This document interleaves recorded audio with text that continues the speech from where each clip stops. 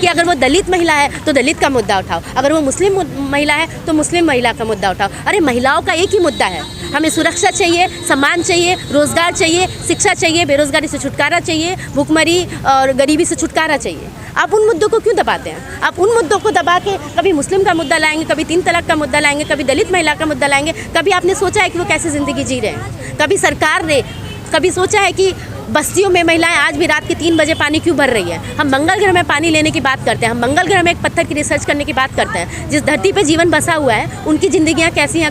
कभी सवाल उठाया उस पर? कभी उनके बारे में सोचा है? तो हम लोग अच्छे से जानते हैं कि जो चुनावी जुमले हैं वो हर बार फेंक के जाएंगे, तब फेंक के जाएंगे तब उनको चुनाव के लिए राजनीति की रोटियाँ सेकनी होंगी।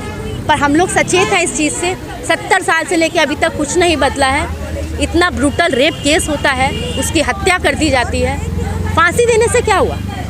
बदलाव आपने लाया क्या? हम लोग ये मांग नहीं करते कि 4 लोगों को आप फांसी पे लटका दें, उसके बाद करोड़ों महिलाएं वैसी की वैसी, उनकी स्थिति तस से मस नहीं हुई है, वो और ज़्यादा हिंसा और उत्पीड़न में जीने को मजबूर हैं। उनकी स्थिति की बात कौन करेगा? तो हम लोग बात करते हैं ज़मीनी स्तर पे बदलाव लाया जाए, उनके मुद्दों को, उनके तमाम तरीके की समस्याओं को सीरियसली लिया जाए। और इसके लिए ज़रूरी है कि सरकार सेंसिटिव हो। अगर सरकार ही इनसेंसिटिव होगी, सरकार की मानसिकता ही मनुवादी ब्राह्मणवादी होगी, तो हम उससे कैसे उम्मीद कर सकते हैं कि वो महिलाओं की तमाम समस्याओं को सीरियसली लेंगे और उनकी मांगों को उठाएंगे। क्या आपको लगता है, अगर हम घरों में भी अगर बात करेंगे तो जो मजदूर महिला है, जो नीची जाति की है, वो ज़्यादा शोषित है, क्योंकि अगर वो जहाँ फैक्ट्री में जा रही है तो उसके साथ भी वो जातिगत शोषण बना हुआ है। घरों में भी जातिगत शोषण बना हुआ है। सवर्ण महिला और दलित महिला में अंतर इसलिए है क्योंकि उनकी आर्थिक स्थिति अलग है। सवर्ण महिला अगर हायर एजुकेशन तक पहुंच पा रही है और अपना ज़िंदगी बेहतर कर पा रही है, और दलित महिला अभी भी सफाई के कामों में लगी हुई है। दिल्ली यूनिवर्सिटी में आप देख लीजिए, आप पूछ लीजिए वो किस जाति की हैं। आज भी महिलाएं हैं जो कॉलेजेस में और बाकी तमाम ऑफिस में सफाई का ही काम करती हैं। तो हम लोग देखते हैं कि जो जाति और जो आर्थिक प्रश्न है वो एक साथ जुड़ा हुआ है। किस तरीके से वो उनकी जाति होने के कारण उनको वैसे ही रोज़गार मिलते हैं जो उनके पूर्वज करते आए हैं। तो जाहिर सी बात है इस क्षेत्र में भी वो शोषण का शिकार होती हैं। ठेकेदार का जो दबाव होता है उन पे, उनका भी वो शिकार होती हैं। सवाल यह है, निर्भया के लिए हर कोई खड़ा हो जाता है, लेकिन दलित बेटी के साथ कुछ होता तो कोई नज़र नहीं आता। ना वो प्रगतिशील महिलाएं जो दिन रात चिल्लाती है, चाहे संसद में, बाहर टीवी पर, वो भी नहीं बोलती हैं दलित बच्चे। आप बिल्कुल सही कह रहे हैं और मैं आपसे बिल्कुल सहमत हूँ। जब निर्भया का केस हुआ था उसी दौरान बसंत कुंज में एक फैक्ट्री महिला का रेप करके उसकी हत्या कर दी गई थी। उस दौरान हमने प्रोटेस्ट भी किया था हेडक्वार्टर पे जाके, और उनके प्रश्न को भी उठाया था। हम लोग बलजीत नगर में एक 3 साल की बच्ची का रेप होता है, पुलिस वाला उसको रात को 2 बजे 3-4 किलोमीटर पहले छोड़ दिया जाता है। तो ये हम देखते हैं कि आप अगर वो दलित है, गरीब है, तो आपको उसका जो ट्रीटमेंट है उसका बदल जाता है। उसके बैकग्राउंड से आप तय करते हैं कि आप इसके लिए कितनी खोज खबर करेंगे, आप इसके लिए कितने सचेत हैं, उसको आप कितनी न्याय देंगे। अभी भी कितने ही केस हैं जिन पे FIR तक दर्ज नहीं होती है। मॉडल टाउन में एक घरेलू कामगार थी, आज तक उसकी FIR दर्ज नहीं हुई है, 2 साल होने को आए हैं। तो आप देखते हैं क्या किस वर्ग से आती है, क्या वो हायर क्लास से आती है। तो ये हमेशा से रहता है कि आप गरीबों की नहीं सुनेंगे। वो गरीब है, उसकी आवाज़ों को ना ही मेन स्ट्रीम मीडिया उठाती है, उसी की आवाज़ों को उठाया जाता है जो हमारी सोसाइटी में भी जिसका स्टेटस अच्छा है। तो हम लोग का ये हमेशा से रहा है कि हमारी जो लड़ाई है नीचे से शुरू होती है। हम लोग चाहते हैं जो सबसे दबे हुए हैं उनकी मांगों को भी उठाया जाए और उनकी बातों को भी सुना जाए।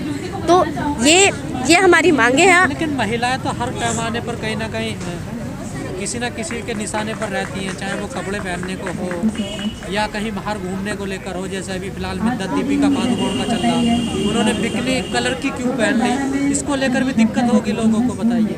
कलर से भी दिक्कत हो जाती है। देखिए, एक कहावत है, बिहार में से बेशक IAS IPS निकलते होंगे, पर वहाँ यही जाना जाता है कि ए बिहारी। तो इस तरीके का एक गाली के तौर पे प्रयोग किया जाता है। इसलिए मैं कहना चाहूँगी, अगर तमाम तरीके की महिलाओं की स्थिति नहीं सुधरेगी ना, तो ऊपर पहुँचने वाली महिलाओं की भी स्थिति नहीं सुधरेगी। एक रेप का जो बना हुआ है ना, जब तक आप परिस्थितियाँ नहीं बदलेंगे, जब तक एक 4 साल की बच्ची का रेप हो रहा है उस पर आप चुप रह जाते हैं, और दीपिका पादुकोण है या बाकी तमाम तरीके के एक्ट्रेस है उस पर आप बोलते हैं, तो ये अपने आप में कॉन्ट्राडिक्टरी है। और दूसरा, हमें समझना पड़ेगा कि अगर आपको चाहिए कि पूरी सोसाइटी में बदलाव हो, तो बदलाव नीचे से होना शुरू करना ज़रूरी है। क्योंकि तब तक महिलाएं एक जगह अगर रेप होता है तो उसका खौफ रहता है ना। निर्भया के समय में कितनी जो माएँ हैं डरी होंगी, सहमी होंगी, अपने बच्चों को, अपनी बच्चियों को घर पे बुला लेती होंगी कि ठीक है रात हो गई है, आ जाइए। इसका मतलब साफ है कि अगर एक जगह ये घटना होती है तो उसका खौफ हर जगह रहता है, इसलिए उसका खौफ ऊपर है। कैसे होगा समाज में, क्योंकि जो देखिए वही हमारी मांगे हैं और हमारी लड़ाई है। जो मनुस्मृति और ये जो पूरा ब्राह्मणवाद है वो हमें सरकार के चरित्र में साफ नज़र आता है। इसलिए हम कह रहे हैं कि जब हमारी सरकार ही महिला विरोधी हो, सरकार ही दलित विरोधी हो, तो एक आखिरकार यही विकल्प बचता है कि हम लोग जन आंदोलन को तेज करें, महिला संगठन बनाएं और महिला आंदोलन को तेज करें, जिसमें जो हमारी जायज़ मांगे हैं, महिलाओं को शिक्षा में बढ़ावा दिया जाए, बस्ती महिलाएं हैं, समान काम का समान वेतन दिया जाए, सफाई कामगार हैं उनको तमाम तरीके की सुविधाएं दी जाए और जो काम मशीनों से किया जा सकता है उसको मशीनों से कराया जाए। यहीं से शुरुआत होगी। हमें अपनी छोटी छोटी मांगों को बढ़ा के एक बड़ी लड़ाई में तब्दील करना होगा, क्योंकि जब तक हम इन मांगों को नहीं बदलेंगे और सिर्फ ऊपर कुछ लोग हैं उनकी मांगों को उठाते रहेंगे, तब तक महिलाओं की स्थिति नहीं बदलने वाली है। इसलिए मैं बार बार कह रही हूँ कि हमें जो एक बड़ी संख्या है उसकी मांगों को भी एकजुट करना होगा, तभी हम महिला मुक्ति का सच में प्रश्न हल कर पाएंगे। इसके दबाव में आके महिलाओं की ये जीत हुई थी कि सरकार जल्द से जल्द फास्ट ट्रैक कोर्ट खोले, निर्भया फंड को जारी करे, जो उत्पीड़ित महिलाओं को थोड़ी राहत दे और one stop rape crisis centre खोले जाए। आज हम अगर सवाल करते हैं तो हमें लगता है कि हम 2012 में भी नहीं खड़े हैं। हम लोग 2012 से और भी बदतर स्थिति में पहुंच गए हैं, क्योंकि 2012 से लेकर अब तक महिलाओं की जो स्थिति और ख़राब हुई है।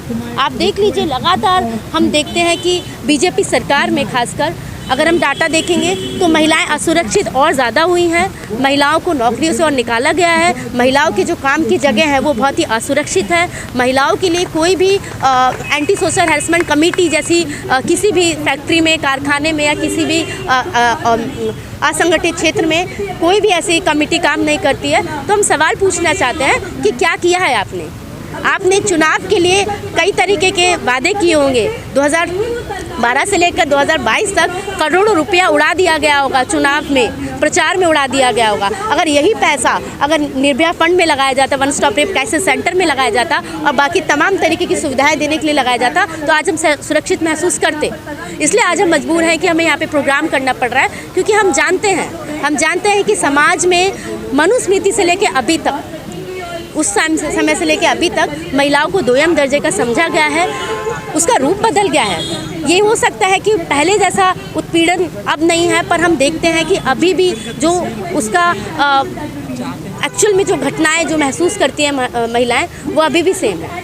इसलिए आज हम यहाँ पे इकट्ठा हुए हैं और एकजुट होकर ये मांग करते हैं कि महिलाओं को सुरक्षा, सम्मान और बेहतर जीवन के लिए हमें संघर्ष करना पड़ेगा और लगातार ऐसे आंदोलन जारी रखने पड़ेंगे, ताकि महिलाएं सुरक्षित होकर अपने चैन की सांस ले सकें और सम्मान के साथ ज़िंदगी बिता पाएँ। लेकिन हम देखते हैं कि मौजूदा सरकार, खासतौर पर मोदी गवर्नमेंट जो है, किस तरह से स्लोगन चलाए जाते हैं, महिला सशक्तिकरण की बातें कही जाती हैं, बेटी बचाओ बेटी पढ़ाओ जैसे अभियान चलाए जाते हैं। तो आपको नहीं लगता है कि इन सारी चीज़ों से कुछ महिलाओं की स्थिति में बदलाव आ रहा है? देखिए, ये सिर्फ चुनावी जुमले से ज़्यादा कुछ नहीं है, क्योंकि अगर बदलाव होता तो हम ज़मीनी स्तर पे महसूस करते। आज भी रात को अगर मैं 10-11 बजे यहाँ घूमने से डरूँ, क्योंकि मैं जानती हूँ कि हकीकत क्या है। तो ये नारे होते हैं, पर नारे हम लोग कहते हैं कि ये ज़मीन पे क्यों नहीं है, और ये नारे तभी क्यों उठाए जाते हैं जब सरकार को वोट लेने होते हैं, खासकर महिलाओं से, और वो भी इस तरीके से।